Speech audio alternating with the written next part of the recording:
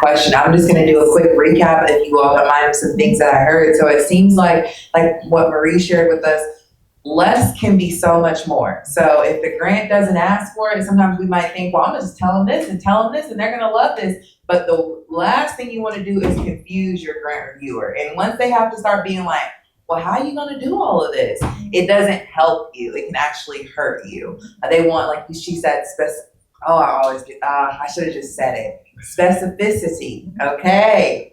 Clap for me. I got that. I'm sorry. But they want specificity in the grant. They want you to be specific and to write. I heard you say write to the grant. And that's something that can be successful. And like Mr. Colley shared, and something I heard in all of these was before the successful grant got through, we had rejections. But those rejections weren't like, we all can talk about how we deal with rejection. But what I heard here was you take that rejection as correction. And you use those review comments. Every grant is something, if you didn't get the funds, you will get the knowledge of why you didn't get those funds, even if you have to write back to the agency and ask for them and to get some clarity and to find out just what was off about mine. And sometimes, as we heard of Mr. Colley's example, you have a great project. They just don't use that key word. They don't want to support gardeners, they want to support farmers. So if you literally change one word, you can open up the door to $15,000 in resources. But sometimes we might think like, oh, they don't like my project. They don't like what I'm doing. There's no hope for me. But really, it's looking at what are they really asking for.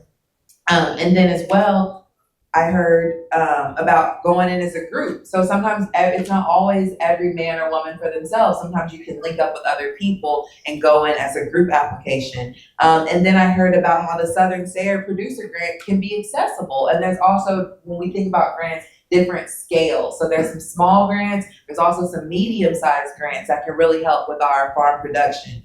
And also, I think something that was coming out is a lot of the grants end up asking some of the same things over and over, like a job application. Who's ever seen a job application? Everybody wants to know your background, your references. So kind of having those on hand can help you. Because another thing I heard Margaret Ann say is just writing it can be a challenge in of itself. So having a template where you already know your farm's vision and just kind of playing with that for each grant can be helpful. So thank you all for that information. Let's move on to our third question.